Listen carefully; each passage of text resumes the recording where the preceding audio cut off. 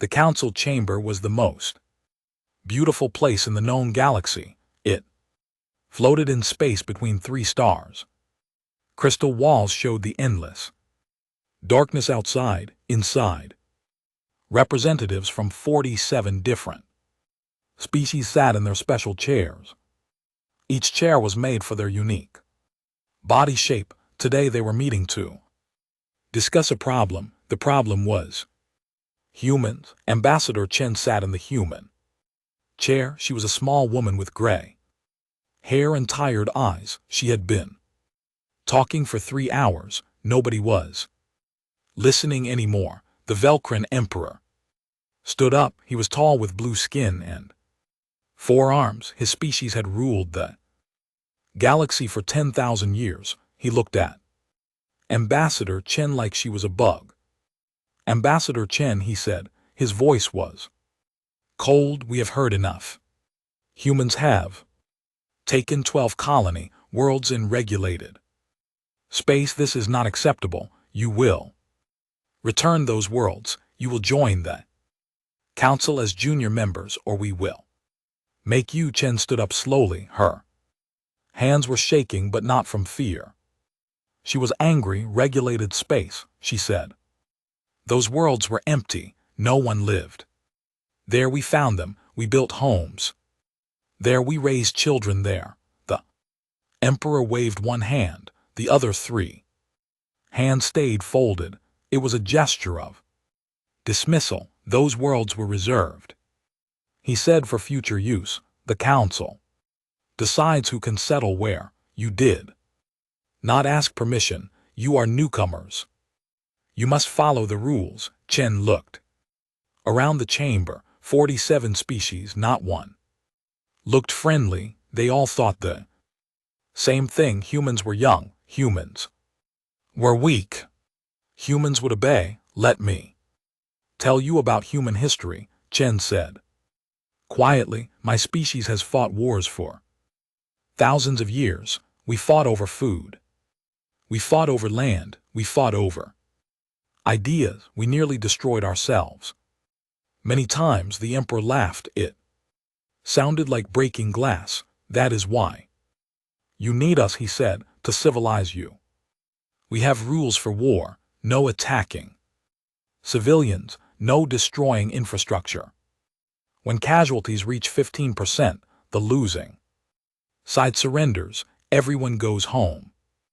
Very simple, very civilized. Chen smiled. It was not a nice smile. We learned different lessons from our wars, she said. We learned that sometimes surrender is worse than death. We learned that when someone threatens your home, you fight with everything you have. We learned that if you cannot win, you make sure the enemy cannot win either. The council representatives looked at each other. They did not understand. The Emperor made a gesture. His chief military advisor came forward.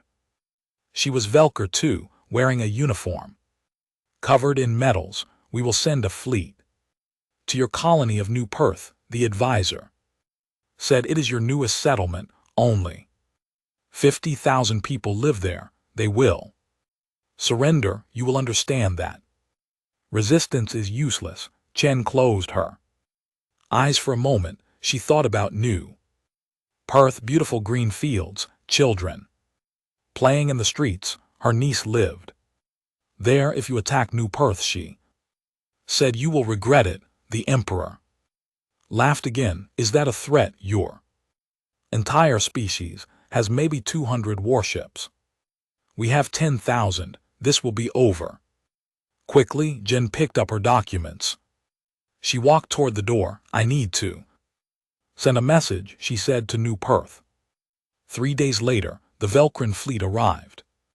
At New Perth, 300 ships, enough to conquer 20 worlds. Admiral Korvax commanded the fleet. He was confident.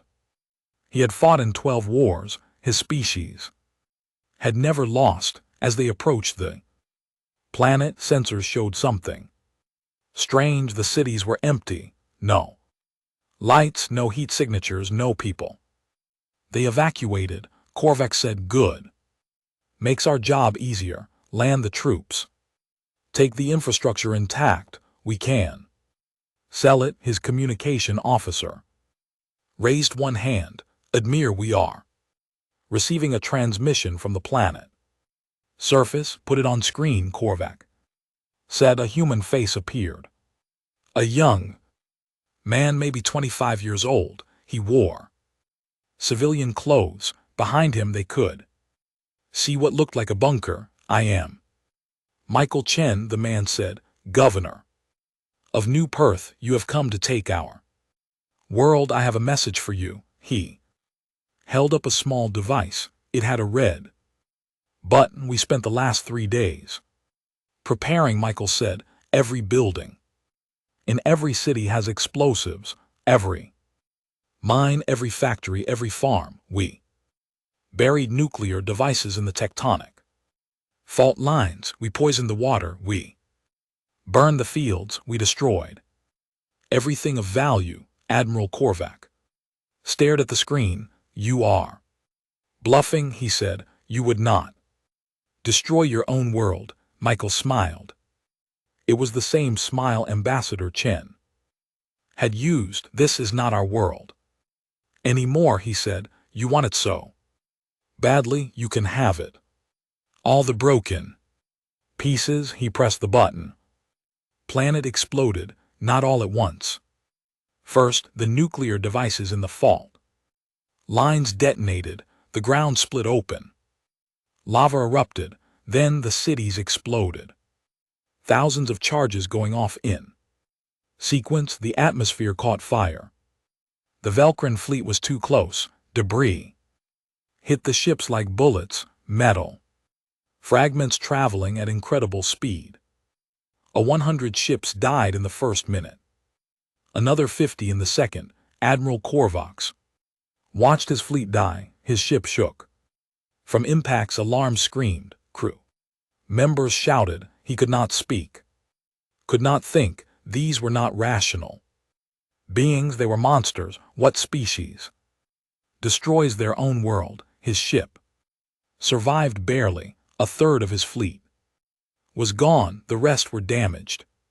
And below, where a green world had been, there was only fire and ash. A message came from Earth. It was broadcast to every species in the council. Ambassador Chen spoke. This is the human reply to war, she said. Her voice was cold and empty. You want our worlds? Come and take them. Come and take the ashes. Come and take the poison. Come and take the radioactive dust. We will give you nothing but ruins. We will give you nothing but death. She paused. We do not fight wars to win territory, she said.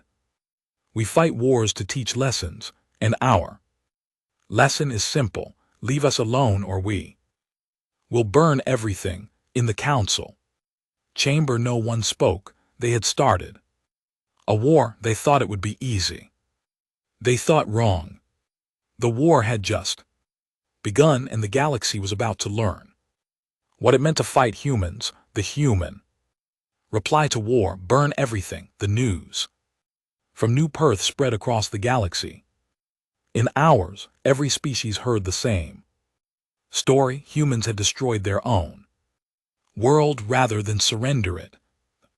Images were terrifying. A beautiful green planet turned into a ball of fire and ash. The Galactic Council met in emergency session. The Emperor of the Velcron stood before them. His forearms were shaking with rage. They are insane, he shouted. They killed their own people. They destroyed everything. What kind of monsters do this? Ambassador Chen sat in her chair. She looked tired. She had not slept in 3 days. No one died, she said quietly. We evacuated everyone. 50,000 people, all safe, all alive.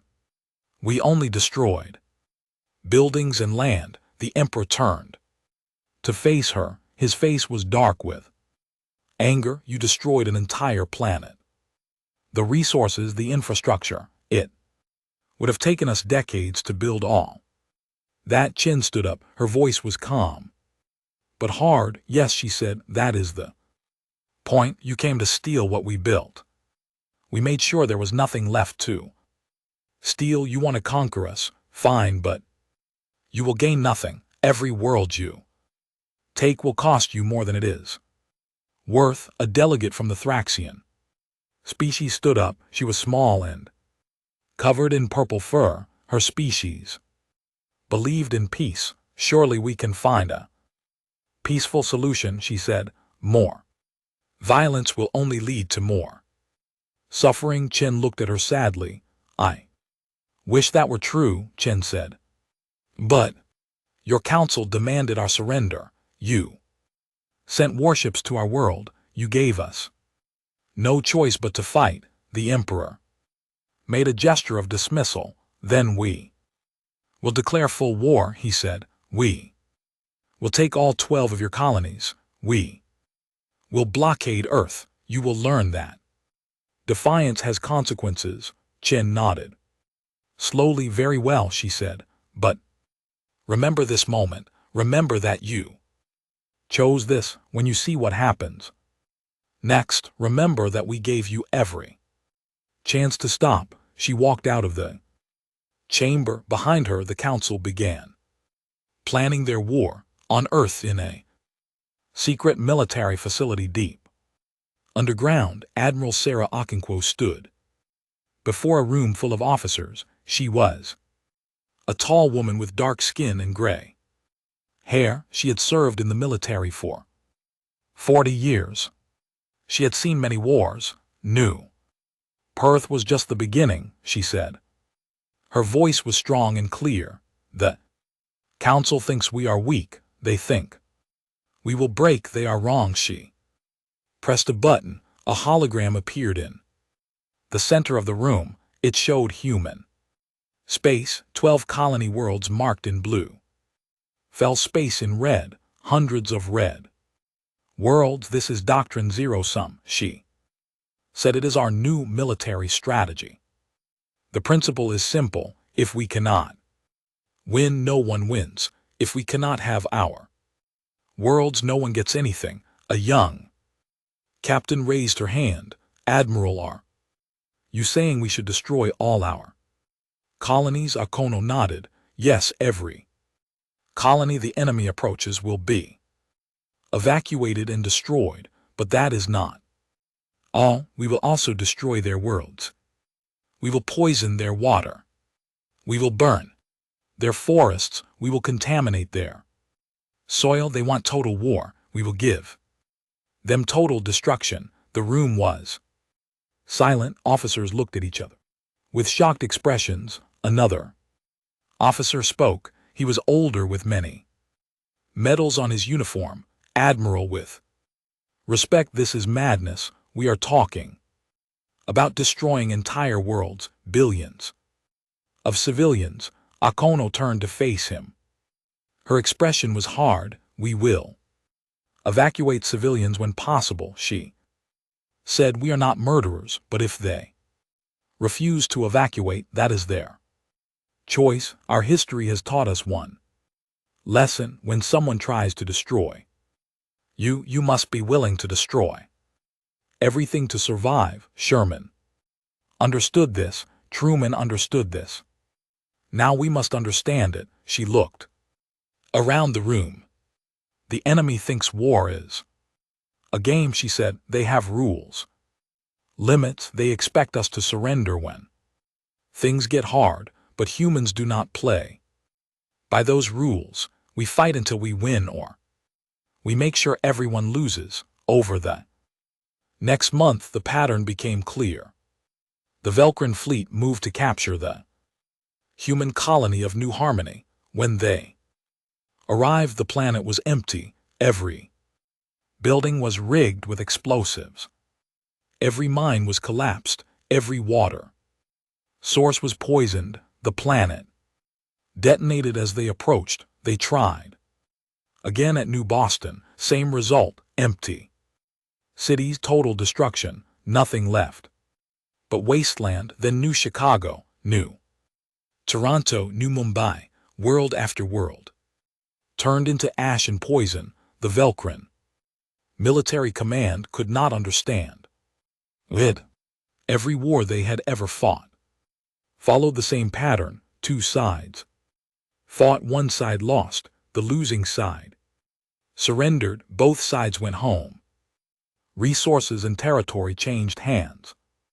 Everyone knew the rules, but humans were different. They did not surrender. They destroyed everything. They followed no rules. Admiral Korvac sat in his command ship. He had aged 10 years and 2 months. His face was gaunt. His eyes were hollow. Another world destroyed.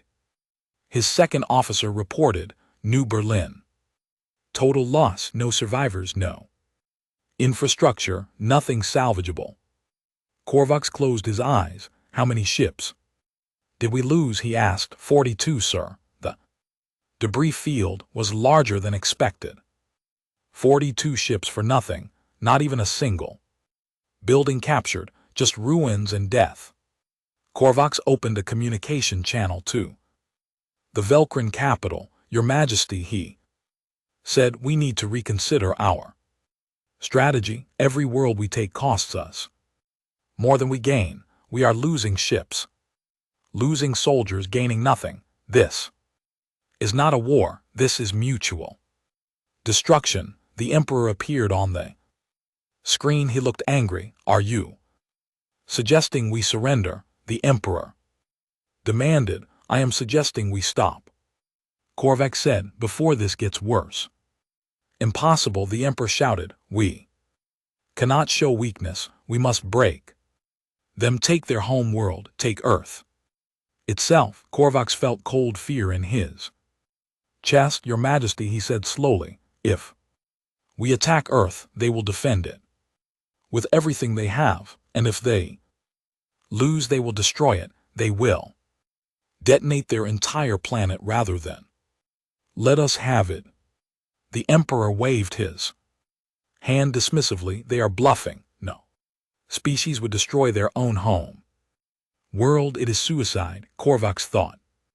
About New Perth, about New Harmony, about all the destroyed worlds. With respect, Your Majesty, he said, they are not bluffing. Meanwhile, human ships moved through space like ghosts. They did not fight major battles. They attacked supply lines. They destroyed fuel depots. They hit manufacturing facilities on undefended worlds. Every week, another Velcrin colony lost its power plant or its water treatment facility or its food storage. Nothing dramatic, nothing that made the news.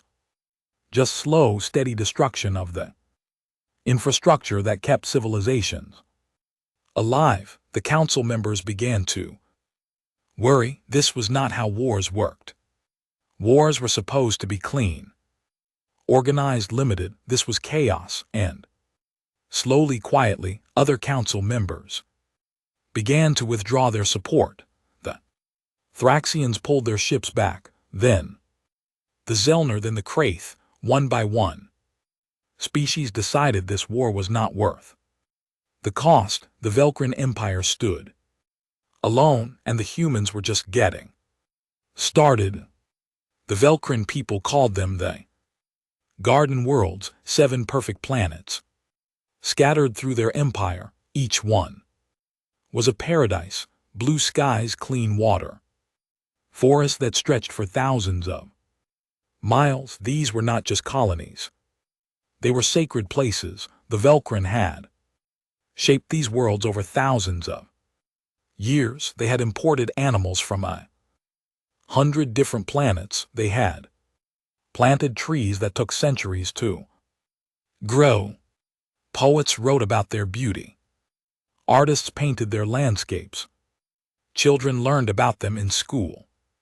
On the third garden world, Velkyra Prime, Lady Zareth walked through her family estate. She was old by Velen standards, nearly 400 years. She had lived on this world her entire life. Her great-great-grandchildren played in the garden behind her. The sky was perfect. Blue, the temperature was exactly comfortable, the flowers bloomed in colors that did not exist anywhere else. In nature, she heard the news broadcast. On her communication device, the war with humanity continues. Our forces have captured another human colony. As expected, the humans destroyed everything before retreating. Total casualties are minimal. Infrastructure damage is complete. Lady Zareth shook her head sadly. Such a waste, such barbarism. The humans clearly did not understand civilization. That night, Lieutenant Marcus Webb sat in a small ship drifting in the darkness between stars. Around him were 19 other humans.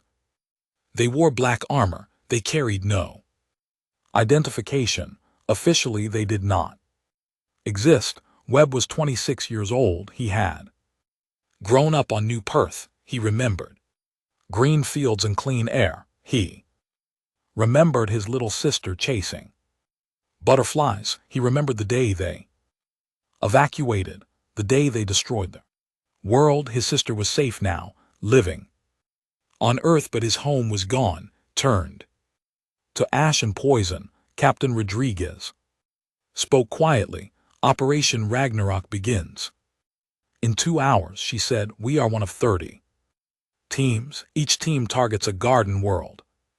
Our target is Velsera Prime. She pulled up a hologram, a beautiful planet, blue and green and perfect. This is not a military target, Rodriguez continued. There are no defenses, no soldiers, just civilians, but this world is important. To them, it is cultural, sacred. Destroying it will hurt them more than losing a 100 military bases. One of the soldiers raised his hand. Captain, are we evacuating the civilians first? Rodriguez was quiet for a moment. We will broadcast a warning, she said. We will give them 24 hours to evacuate. After that, we deploy the weapon. Anyone who stays will die with their world. The ship was silent. Every soldier understood what they were about to do. This was not defense. This was revenge. This was terror. But they also remembered their own worlds. They remembered watching their homes burn. They remembered the council demanding surrender. They remembered the Velcrin emperor laughing at their ambassador.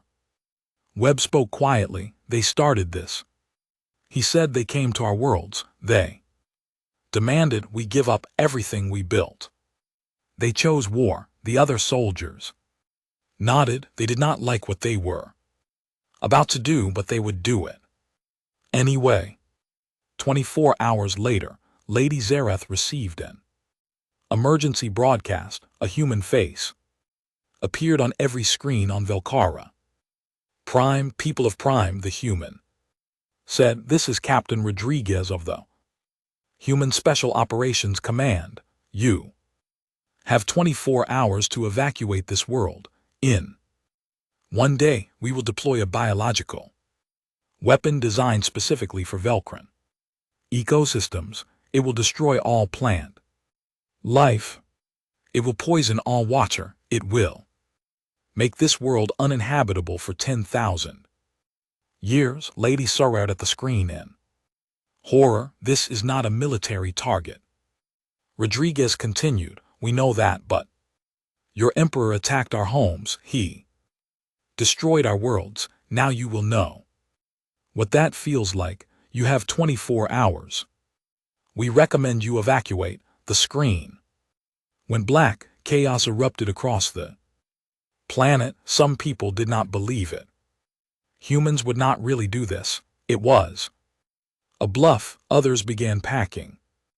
Immediately, panic spread through cities and towns. The Velcrin military sent ships, but they found nothing. The human strike teams were too small, too hidden.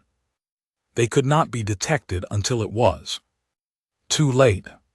23 hours later, most of the population had evacuated.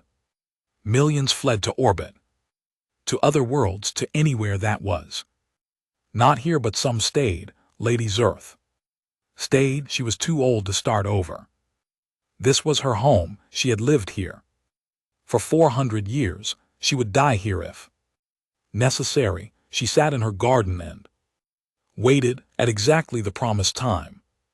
The bioweapon was deployed. Tiny machines, invisible to the naked eye.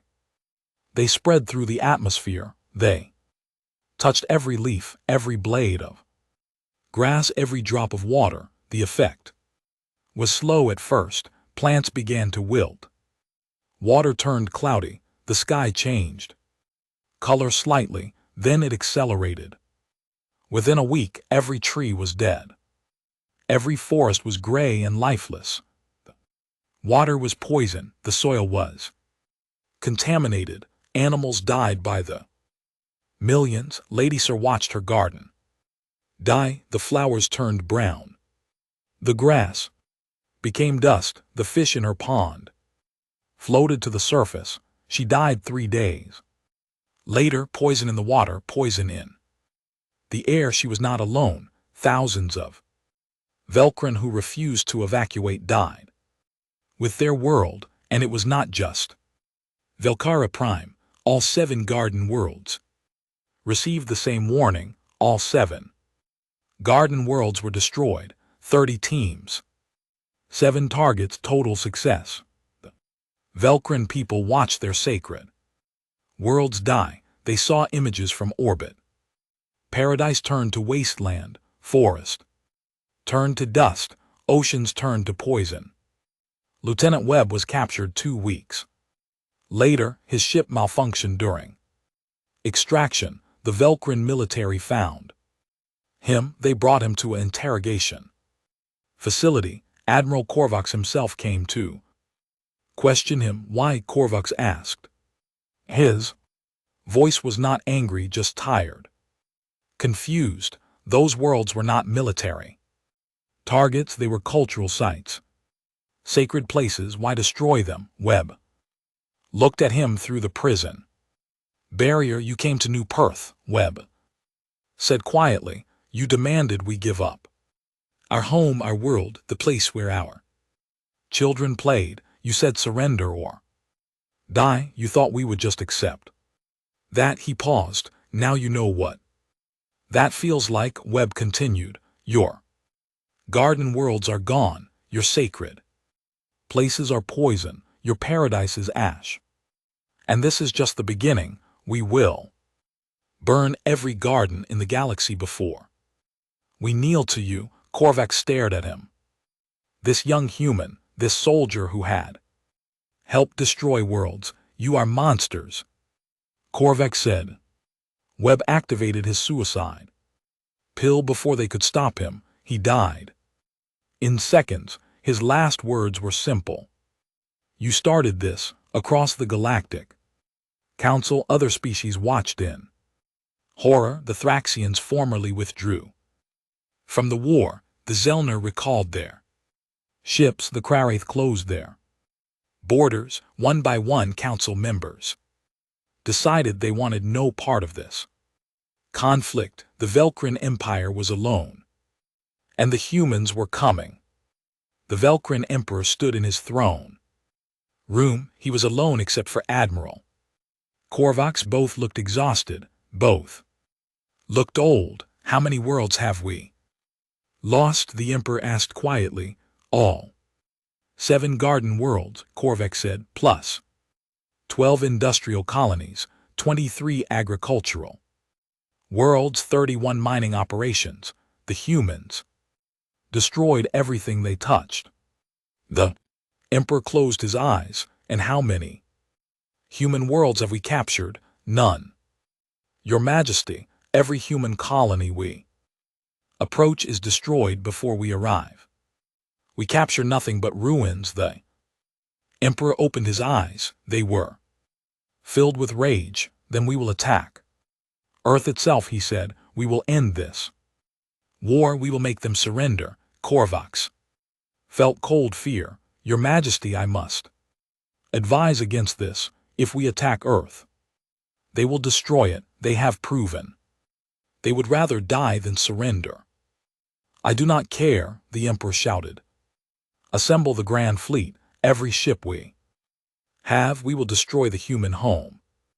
World and end this nightmare, Korvax bowed his head. As you command, Your Majesty.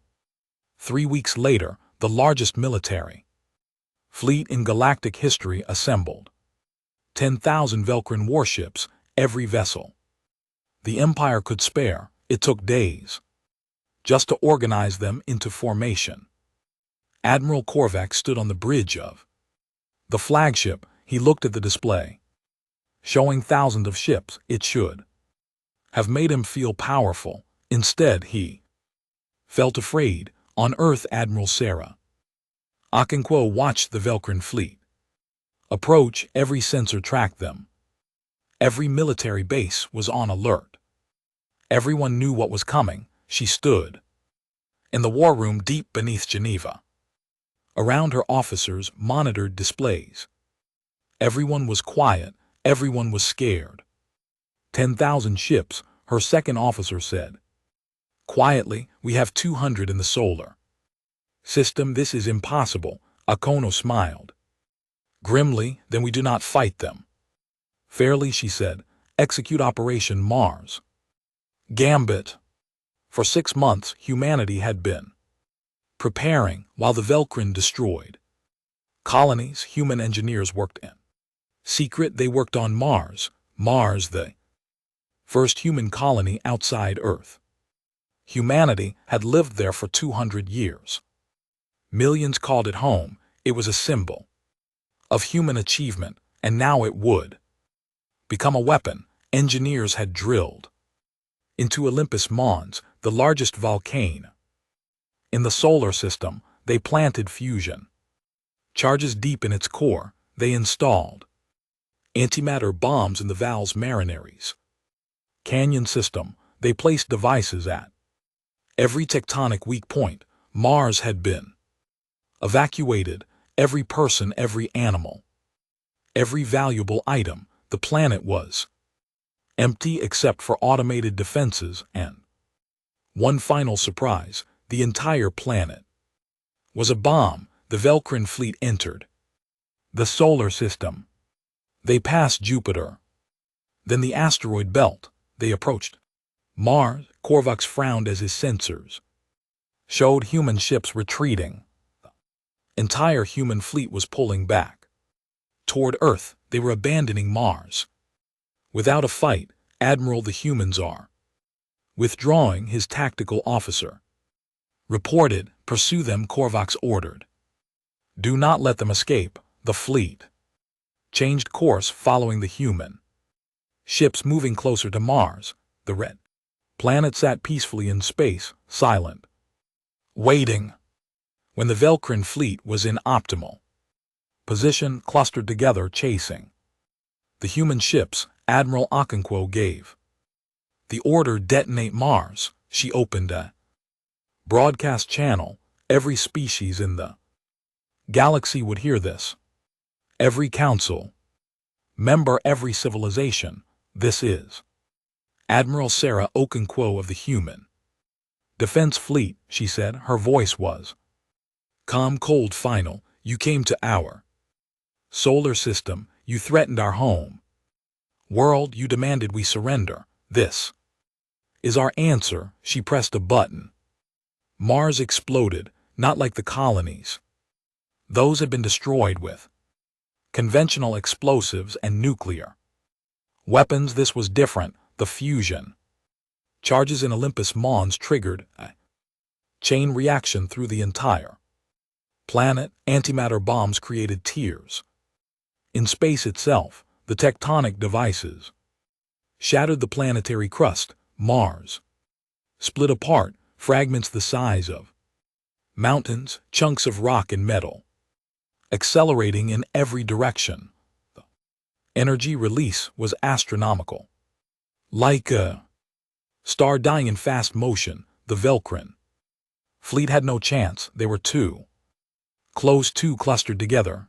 The debris hit them like a shotgun blast at point-blank range. Ships died by the hundreds in the first seconds. Massive chunks of planetary debris punched through hulls like paper. Smaller fragments created clouds of shrapnel that shredded everything. Admiral Korvax watched his fleet die. He saw ships explode. He saw them torn apart. He saw them crushed by mountain-sized rocks, traveling at incredible speeds. His own ship was hit. The bridge lost pressure. Half his crew died instantly. Emergency systems kicked in barely. Through failing displays, he saw the death toll. 98%. 9,800 ships destroyed. In less than 5 minutes, the 200 ships that survived were crippled, damaged, barely functioning, and now human ships emerged from behind Earth, fresh, undamaged, ready to finish the job. Moon-based weapons opened fire, missiles launched, energy beams cut through space. The survivors died quickly. Admiral Korvax's ship was among the last to fall, as his life support failed. As his ship broke apart, he heard Admiral Okonkwo's final broadcast: "We sacrificed one of our first colonies to destroy you," Okono said. "Mars was our second home. We lived there for 200 years. We loved it, and we destroyed it to stop you." She paused.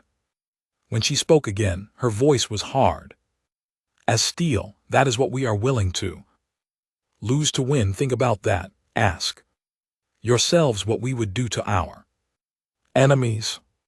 Ask yourselves if you want to find out." Admiral Korvax died in the cold vacuum of space. His last thought was simple, clear: we should have listened. We should have stopped. We should have left them alone. Across the galaxy, every species watched in horror. The humans had destroyed an entire planet, their own planet, just to win a battle. The Galactic Council met in emergency session. The Velcrin Emperor was not present. He had locked himself in his chambers. He would not speak, would not eat. He stared at images of Mars exploding and said nothing. The acting Velcrin representative stood before the council. "We surrender," she said simply. "We request immediate peace."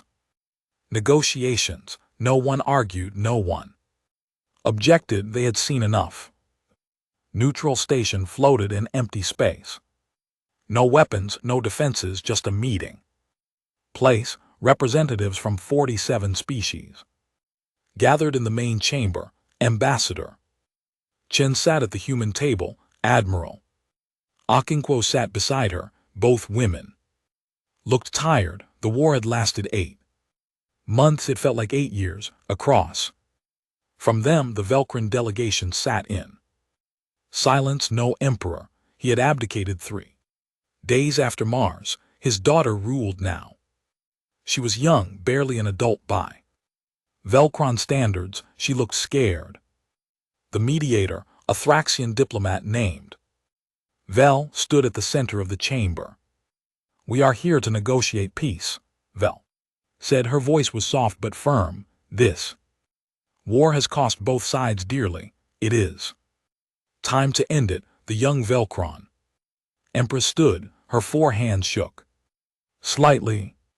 "On behalf of the Velcrin Empire," she said, "I offer our unconditional surrender. We accept full responsibility for starting this war. We ask only for mercy." Chen stood slowly. "We do not want your surrender," she said.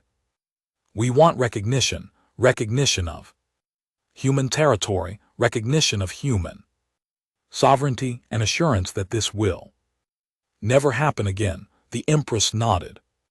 Quickly agreed. "All human colonies are recognized as sovereign territory.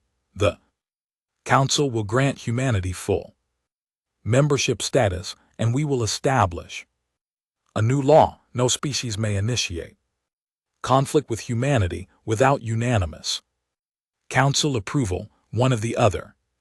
Council members stood, a representative from the Zelnar species, with respect.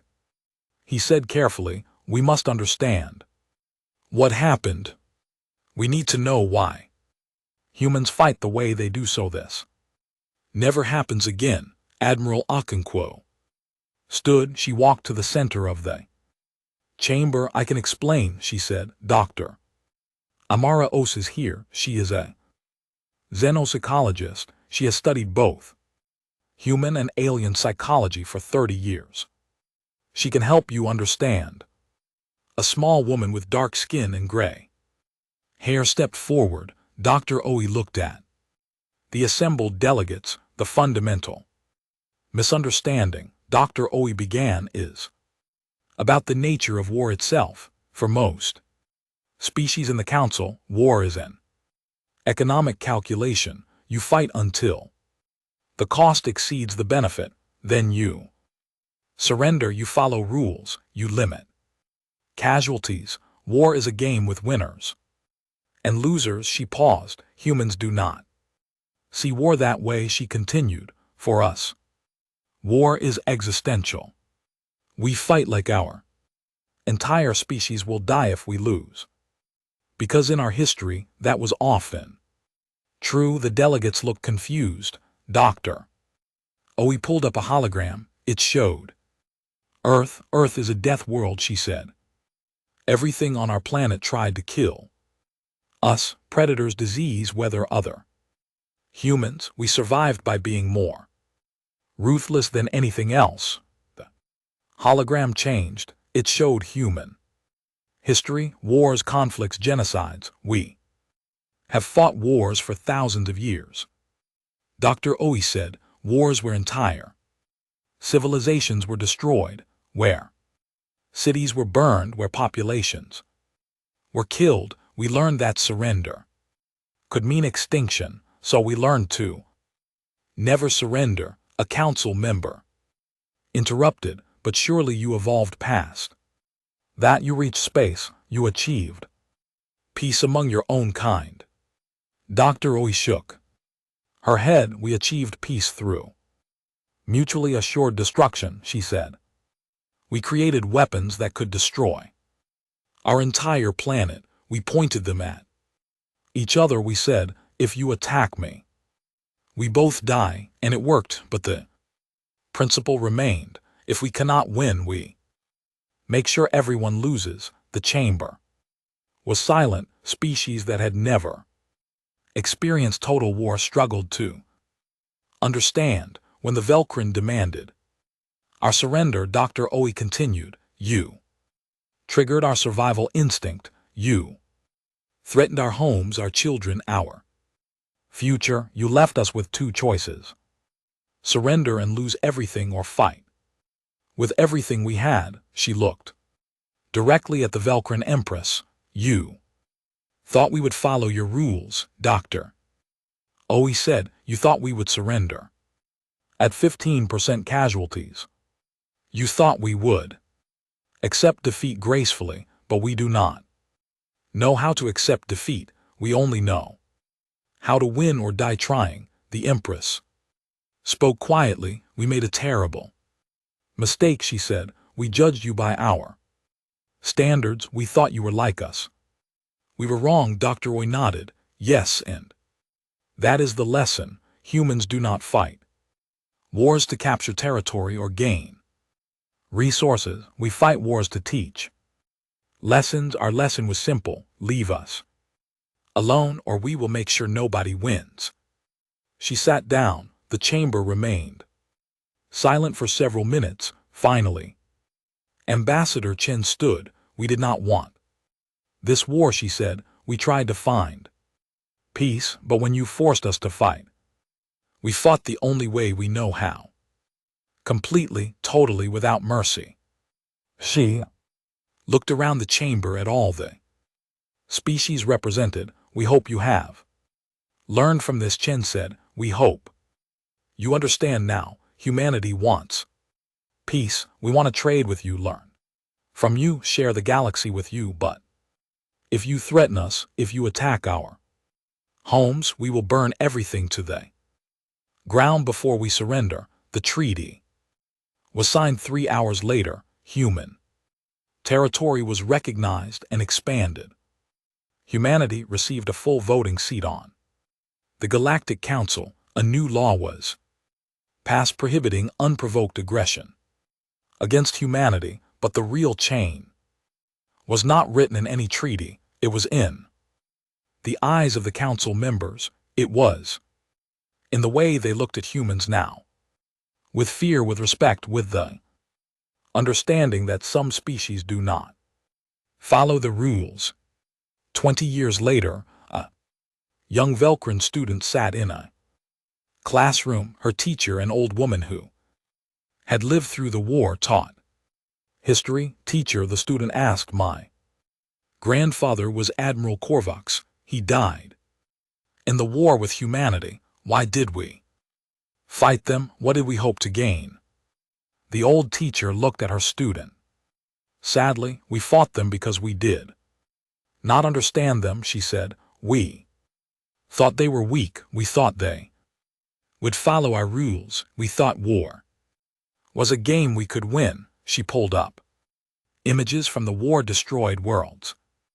The explosion of Mars, the faces of soldiers on both sides, but humans do not play games, the teacher continued. They do not fight to win territory. They fight to teach lessons, and their lesson was brutal. They destroyed their own worlds rather than surrender them. They sacrificed Mars, one of their first colonies, just to destroy our fleet.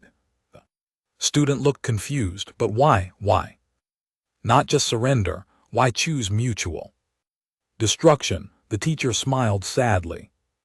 Because to humans there are things worse than death, she said. Losing their freedom, losing their homes, losing their dignity. They would rather die free than live in chains. They would rather see everything burn than accept defeat. She paused. That is the lesson your grandfather learned too late, the teacher said. That is the lesson the galaxy learned. Never threaten humanity, because they will not surrender. They will not negotiate. They will not follow the rules. They will simply make sure everyone loses. The student was quiet.